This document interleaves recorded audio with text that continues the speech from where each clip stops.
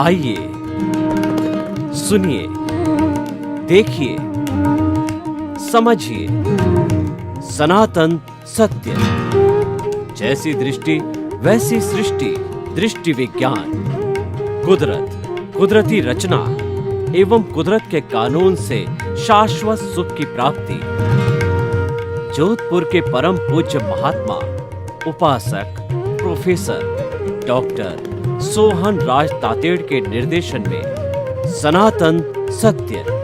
जैसी दृष्टि वैसी सृष्टि, दृष्टि विज्ञान।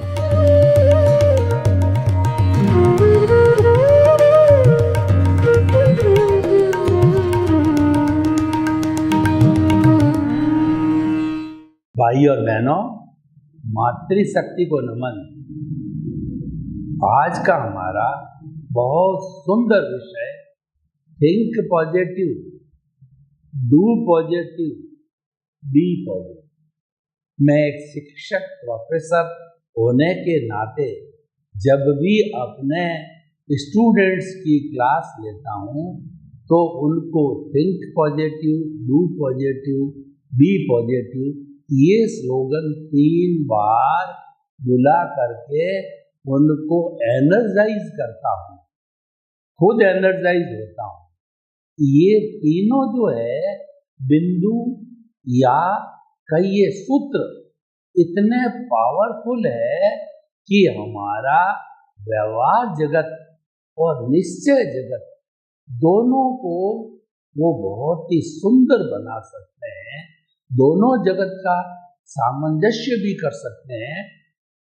और अगर हमने कोई लक्ष्य बना रखा है कि हमारे शाश्वत सुख की नींव लगे तो वह भी इन सूत्रों के माध्यम से नींव इसी जन्म में लग सकती है।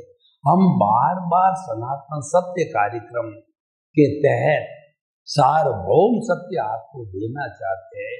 वो सार्वभौम सत्य, वो यूनिवर्सल ट्रुथ क्या है?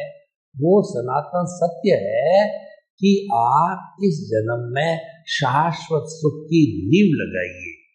क्योंकि जो भी प्राणी जन्म लेता है वह जीना चाहता है, मरना कोई नहीं चाहता है।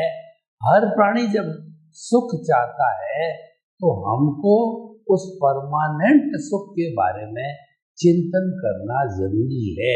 परमानेंट सुख हमारी चेतना का स्वभाव है। चेतना भीतर रहती है और उसका स्वभाव ही जो है शाश्वत सुख है, अनंत सुख का स्वभाव है। यानी हमारी आत्मा में कभी भी उदासी, डिसअपॉइंटमेंट, निराशा, दुख होता ही नहीं है, क्योंकि उसके स्वभाव में नहीं है। तो इसका अर्थ ये हुआ कि अगर हम अपने अस्तित्व को पा लेते हैं, अगर हम अपने स्वरूप को पा लेते हैं तो जन्म जन्मांतर तक हम जो है जो परमानेंट सुख की स्थिति में रहेंगे। अभी तो टेम्परेरी सुख की स्थिति में, वास्तव में हमारे दैनिक जीवन के अंदर जो सुख और दुख आता है ये काल्पनिक है, ये मान्यता है, ये भ्रांति है, ये मिथ्या ज्ञान है। क्योंकि सुख और दुख बाहर है ही नहीं, लेकिन फिर भी इंसान मिथ्या ज्ञान, मिथ्या दर्शन के मोहनीय कर्म के वशीभूत होकर के सोचता है भोजन में सुख है, धन में सुख है, स्त्री में सुख है, पद में सुख है, प्रतिष्ठा में सुख है, सम्मान में सुख है। वो सब टेस्ट करता है और करते करते वो देखता है कि ये तो सब टेम्परेरी सुख है, ये तो आया और गया, आया और गया। लेकिन शाश्वत सुख जो है वो भीतर, ये मृग मरीचिका है। मृग जो है उसकी नाभि में कस्तूरी होती है। उस कस्तूरी की सुगंध इतनी तेज फूटती है कि वो मनमोहक हो जाती। वह इधर भागता, उधर भागता है, आगे भागता है, पीछे भागता है कि इतनी मधुर सुगंध कहाँ से आती है। ये उसके भ्रम की स्थिति है। फिर उसको कोई सद्गुरु मिलते हैं तो वो कहते हैं कि तेरी नाभि के अंदर ही ये कस्तूरी है, उससे सुगंध आ रही है। तो हमारे को सद्गुरु या ज्ञानी पुरुष कहते हैं कि जो अनंत सुख का धाम है तुम स्वयं हो, तुम्हारे भीतर है। तो उस झरने को, उस दरिया को, उस समुंदर को, उस तालाब का स्पर्श करो, यानी अपने स्वभाव की अनुभूति करो। दुनिया में सबसे कठिन कार्य है अपने आप को पहचानना, सेल्फ रियलाइजेशन करना, अपने स्वभाव की अनुभूति करना और अपने स्वभाव को पाना, अपने स्वभाव में विलीन हो जाना। अपने स्वभाव में हम कब विलीन होते हैं? जब 100% अनुभव की स्थिति आती है। उस स्थिति के अंदर हमारे आत्मा के साथ में अज्ञान का, जड़ का एक भी परमाणु मौजूद नहीं होता है। 100% सफाई हो जाती है और हमारी आत्मा 24 कैरेट का सोना बन जाती है और हम सिद्ध, बुद्ध और मुक्त बन जाते हैं। तो देखिए, 3 सूत्रों की हम चर्चा करते हैं। थिंक पॉजिटिव, इसका अर्थ हुआ कि हर परिस्थिति के अंदर जो है विधायक सोच रखो, नकारात्मक सोच मत रखो, दुख में से सुख निकालने की कला जानो। उदाहरण के लिए आप देखिए कि आपके शरीर में कहीं अकड़न हो रही है, जकड़न हो रही है, स्ट्रेस हो रहा है, स्ट्रेन होता है। तो 2 तरह के व्यक्ति होते हैं। एक तो जो ही शरीर के अंदर स्ट्रेस, स्ट्रेन की अवस्था आती है, दर्द की अवस्था आती है, तो वह सरेंडर हो जाता है, यानी वह नर्वस हो जाता है, डिसअपॉइंट हो जाता है। और एक व्यक्ति जो थिंक पॉजिटिव वाला होता है, वो क्या करता है कि ये तो दुख हो रहा है, कष्ट हो रहा है, ये शरीर को हो रहा है, मैं तो मन वचन काया से मुक्त ऐसा शुद्ध आत्मा हूँ। यानी वो उसको कुदरती रचना मानना, जानना, देखना और उसके अंदर लग जाता है। वह जुदापन की जागृति में लग जाता है। जड़ अलग है, चेतन अलग है। मैं तो चेतन हूँ, अनंत सुख का धाम हूँ, मेरे भीतर कष्ट नाम की कोई चीज नहीं है। और ये जो कष्ट हो रहा है, ये तो इसने अर्जित किया है जड़ ने। इसने ऐसे ही पूर्व जन्म में भाव डाले, कॉजल बॉडी बनाई है, जो इस जन्म में उदय और प्रारब्ध हो रहा है, उसी के अनुरूप संयोग जुटाती है। जो हमारी कुदरत है या व्यवस्थित शक्ति है, वो संयोग द्रव्य क्षेत्र काल भाव से संयोग जुटाती है और उसके अनुरूप ही उसको जो है वह सुख और दुख मिलता है। अगर पुण्योदय का उदय भाव है तो साता वेदनीय होगा, और अगर पापोदय का उदय भाव है तो असाता वेदनीय होगा। ये अपना काम है, ये हो रहा है और इसमें आपकी स्वतंत्रता नहीं है, क्योंकि ये तो कर्मों के अधीन है, ये तो संयोग के अधीन है, ये तो कुदरत के अधीन है, ये तो व्यवस्थित शक्ति के अधीन है, ये तो पुण्य पाप के अधीन है और इस पर आपका कोई नियंत्रण नहीं है।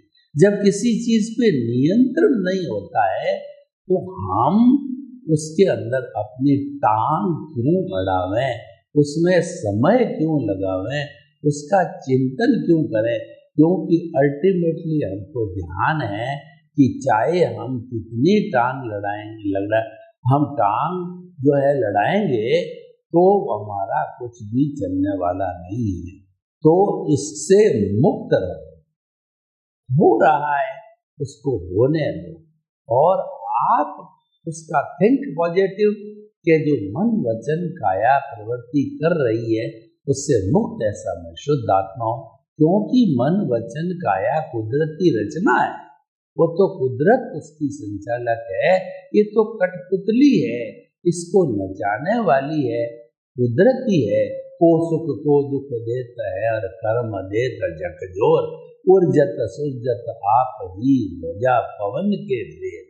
यानी जो भगवान के मंदिर पे जो ध्वजा होती है उसको कौन लपेटता है, कौन सीधा करता है? पवन करती है। कठपुतली होती है, उसको नचाता कौन है? जिसके हाथ में डोर होती है। तो हमारे मन वचन काया रूपी ये जो शरीर की जन्म से मृत्यु तक जो भी हम कोई भी हमारा व्यवहार जगत का कार्य करते हैं 100% वो व्यवहार जगत का कार्य कर्मों के उदय प्रारब्ध के अधीन है। तो जब उसके अधीन है, हमारी स्वतंत्रता नहीं है, उससे मुक्त रहो। उससे मुक्त रहने का अर्थ ये कि ये सम्यक तप है। जो ही हम मन वचन काया से मुक्त रहते हैं तो हम सम्यक तप में चले जाते हैं। सम्यक तप एक साधना, व्यक्ति ये साधना करता रहता है तो इसका फलित क्या है कि जो हमारा कार्बन शरीर है, लिंग शरीर है, कॉजल बॉडी है, और एक सर्व सहमति शब्द में बात करूं अज्ञानता है, उस अज्ञानता के परमाणु जो है शिथिल होकर के और निर्जरा होती रहती है। भगवान ने धर्म दो तरह के बताए, एक तो संवर और एक निर्जरा। संवर का जो हमारा जो अर्थ है कि वैसे त्याग होता है, पचवान होता है, लेकिन क्योंकि हमारा मन वचन काया को हम कुदरती रचना मानते हैं, हमारे हाथ में नहीं है, तो उसको सुधारने का अर्थ ये हुआ कि जो है वो सृष्टि को सुधारना है, उसकी सुधारना हमारा विषय नहीं है। हम तो भावों के क्षेत्र के अंदर जाकर के बात करें दृष्टि विज्ञान के अंदर, तो हम पाएंगे कि प्राणी मात्र को दुख के भाव, दुख का जो है चिंतन करना है, ये संभव है। यानी प्राणी मात्र को दुख न हो, किसी के दोष नहीं देखे जाए और किसी के प्रति बुरे भाव नहीं आए, हम किसी के प्रति अभिप्राय और ओपिनियन न दें, ये सारी चीजें जो है हमारी भाव सत्ता से जुड़ी हुई होती है, उसमें हम स्वतंत्र होते हैं। ऐसा चिंतन करने में हम स्वतंत्र होते हैं क्योंकि उस पर हमारा कुदरत का कानून लागू नहीं है, उस पर कुदरत के नियम लागू नहीं है, उस पर हमारे परम पिता परमेश्वर प्रभु हमारा आराध्य जो भीतर शुद्ध स्वरूप में विराजमान परमात्मा है, जो कि मुक्ति जाने वाला ही है, वह उसको जो है शुद्ध नहीं करना, वो तो शुद्ध ही है और वह तो अक्रिया है, कुछ करता नहीं है, उसकी प्रेजेंस है। उसकी प्रेजेंस से मैं बोल रहा हूँ, अंगुली हिला रहा हूँ, प्रवचन कर रहा हूँ, मेरे होठ हिल रहे हैं, आंखें टिमटिमा रही है। अगर वो भीतर मेरे प्रभु नहीं है तो मैं जो एक मुर्दा स्वरूप हूँ, और मुर्दे को कोई घर में नहीं रखता है, वो प्योरली जड़ होता है, उसको जला दिया जाता है। तो ये सारा जो खेल खेला जा रहा है, ये चेतना के कारण खेला जा रहा है। मैं आपको एक उदाहरण दूं, मान लीजिए कि चेतना को मैं एक मानता हूँ, एक मानने के बाद उसके पीछे 0 0 लगाते हैं। पहला 0 धन का, दूसरा 0 संपत्ति का, तीसरा 0 पद का, चौथा 0 प्रतिष्ठा का, और पांचवा 0 आपके ऐश्वर्य का। यूं 0 लगाते लगाते पहला 0 10 गुना, दूसरा 0 100 गुना, तीसरा 0 1000 गुना, चौथा 0 लाख गुना, इस तरीके से गुणित होता जाता है। गुणित क्यों होता है कि एक उसके आगे है, यानी हमारा परम पिता परमेश्वर जो शुद्ध आत्मा भगवान है, वह उसके आगे है। अभी हम परम पिता परमेश्वर परमात्मा बने नहीं है, पर हमारा लक्ष्य है उसका गुणगान करते रहना चाहिए। वो हरि है, हरि अनंत, हरि कथा अनंत, उसकी कथा करते रहो, उसकी भजना करते रहो। उसकी भजना करने से क्या होगा कि आपका अज्ञान नाश होता रहेगा, होता रहेगा, होता रहेगा, और एक समय ऐसा आएगा कि वह जीरो भी हो जाएगा। तो हम बात कर रहे थे कि एक के पीछे इतने जीरो लगे, अब मैं एक को हटा देता हूँ, पीछे के 5 जीरो की भाई और बहनों कोई वैल्यू है? उसकी वैल्यू है बिग जीरो। यानी कि जीवन में हमारी आत्मा है, चेतना है, और हमारा परमपिता प्रभु है, तो सब कुछ है, वो नहीं है तो कुछ भी नहीं है। तो उसको केंद्र में रख करके हमको विधायक भाव करना चाहिए, उसकी साक्षी से, उसके आशीर्वाद से उसको केंद्र में रख करके, क्योंकि वो तो हमेशा हमारे साथ में रहने वाला है। अगर मोक्ष भी चले गए तो भी वहां पर हमारा प्रभु हमारे साथ में होगा। वो तो श्वास की तरह है।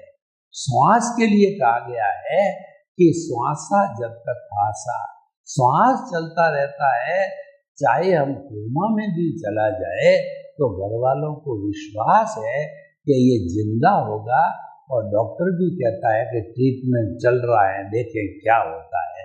और जब श्वास चली गई यानी उसने अंतिम सांस ले ली। अंतिम सांस का अर्थ है उसका आयुष्य समाप्त हो गया।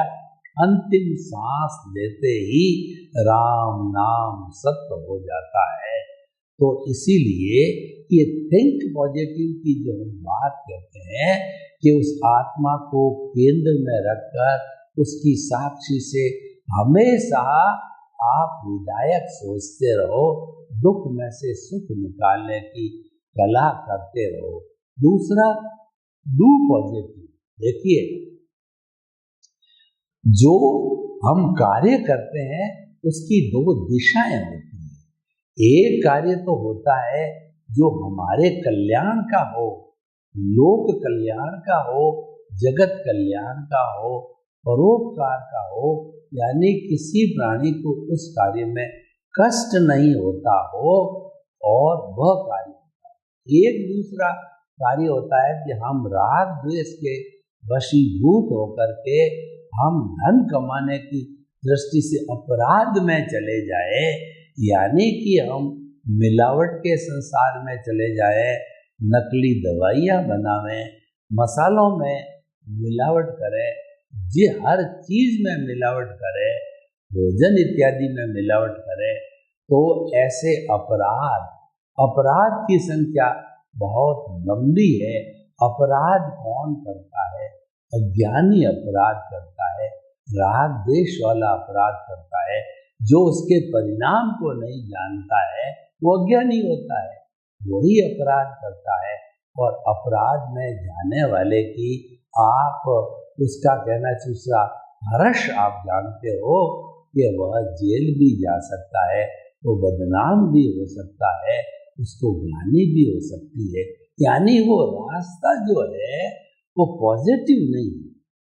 हमको तो थिंक पॉजिटिव किया हमने, उसके बाद में डू पॉजिटिव।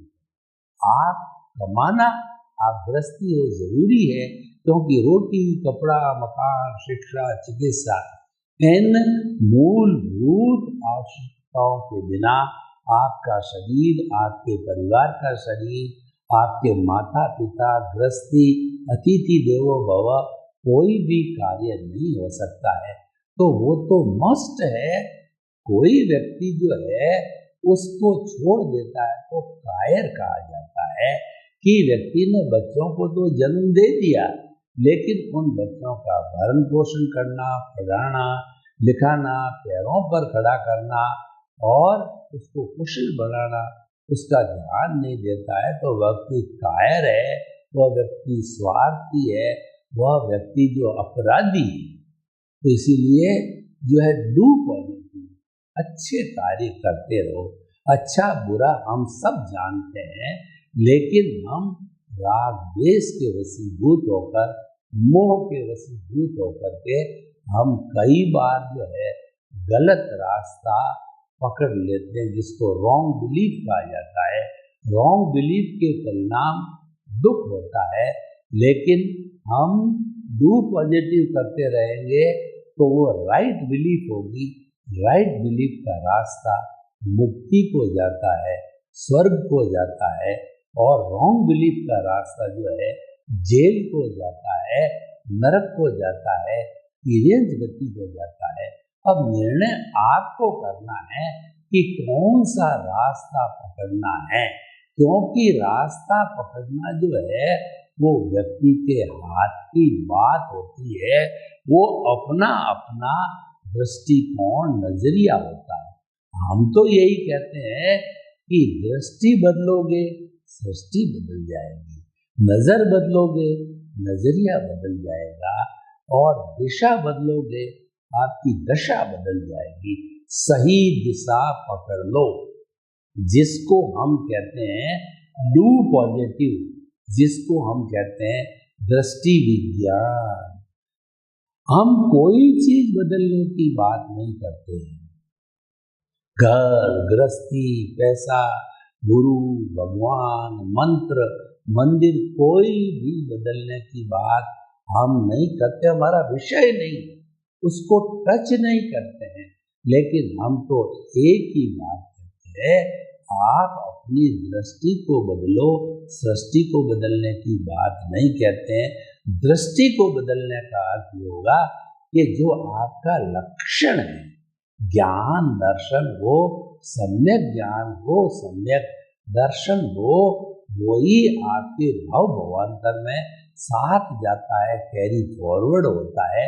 उसको डेवलप करते रहो, डेवलप करते रहो, डेवलप करते रहो। एक स्थिति ऐसी आवे कि वो इतना डेवलप हो जावे, जागृति इतनी बढ़ जावे कि हमारा अनुभव है वह बढ़ते बढ़ते 360 डिग्री पर आ जावे, और आप केवल दर्शन को प्राप्त कर लो, केवल ज्ञान को प्राप्त कर लो, और आप सिद्ध बुद्ध मुक्त हो जाओ।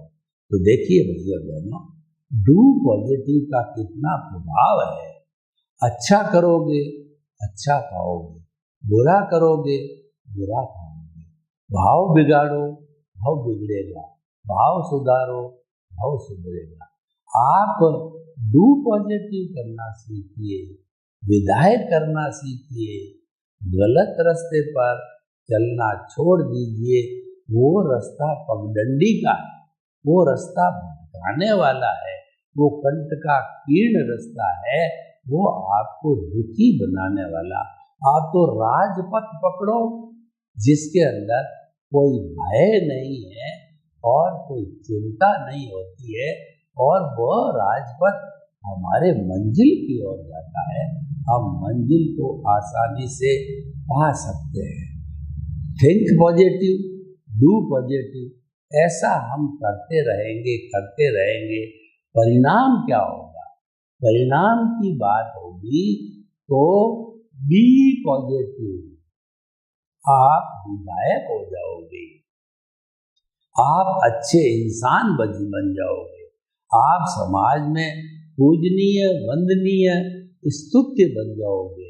जो व्यक्ति थिंक पॉजिटिव, डू पॉजिटिव करता है तो समाज के अंदर उसकी भारी इज्जत होती है।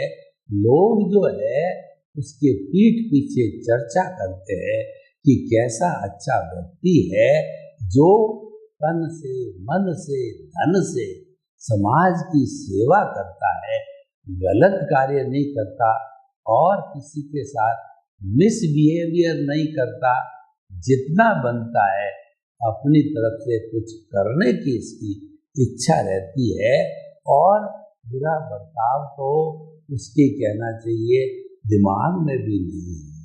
तो हमें ऐसा बनना चाहिए। उसका परिणाम है थिंक पॉजिटिव, डू पॉजिटिव का परिणाम है बी पॉजिटिव। उस बी पॉजिटिव को हम अगर भीतर के जगत में ले जाएं, हमारे शाश्वत सुख के जगत में ले जावें, हमारे सनातन सत्य के जगत में ले जावें, तो वहाँ पर भी हमको थिंक पॉजिटिव, डू पॉजिटिव करना होता है। यानी कि हमें अस्तित्व की जानकारी करना, पहचान करना, उससे वार्ता करना, उसके संपर्क में रहना, उसका गुणगान करना, यानी वो इतना ऐसा हरि है कि हरि अनंत, हरि कथा अनंत। आपने देखा होगा कि भागवत की कथा बाँचने वाले, नानी बाई का मायरा की कथा बाँचने वाले, रामायण की कथा बाँचने वाले पूरे 4 महीने लगा देते हैं, वो भी कथा पूरी नहीं होती। तो वो तो राम की और कृष्ण की हनुमान की कथा है। तो आपके भीतर परम पिता परमेश्वर प्रभु 14 लोक का नाथ विराजमान है। 33 करोड़ देवी देवता उसकी उपासना करते हैं और सारे ब्रह्मांड को वो जानने वाला है। उसके समान इस ब्रह्मांड में कोई शक्तिशाली नहीं है, वो सबसे बड़ा शक्तिशाली है। ऐसा आपके भीतर विराजमान है, तो आप उसके दर्शन करो ना, आप उससे वार्तालाप करो। कहीं आपको बाहर थोड़ा ही जाना है। आप देवी देवताओं को मनाने के लिए तीर्थों की यात्रा करते हैं। अरे सबसे बड़ा तीर्थ तो आप खुद हो। ये जिंदा भगवान है, उस भगवान की स्तुति करो, क्योंकि किसी भी भगवान को से मनोती मांगोगे, उससे जो है कोई भी आशीर्वाद मांगोगे, तो वो किसकी साक्षी से मांगोगे? वह भीतर विराजमान परम पिता प्रभु की साक्षी से मानोगे, क्योंकि आप तो जड़ हो। वो है जब आप साक्षी मान रहे हो, और वो है ही नहीं, तो ये तो पुतला, ये मुर्दा क्या साक्षी मान सकता है? तो देखिए ये कितना बड़ा फॉर्मूला है। Think positive, do positive, be positive. सभी हम इसका पालन करें। सर्वे भवन्तु सुखिनः, सर्वे सन्तु निरामया। लोक के जीवों को सुख मिले, शांति मिले, आनंद मिले, प्रेम मिले, सौहार्द मिले और जन जन का कल्याण हो। आपके प्रति नम्र ओम।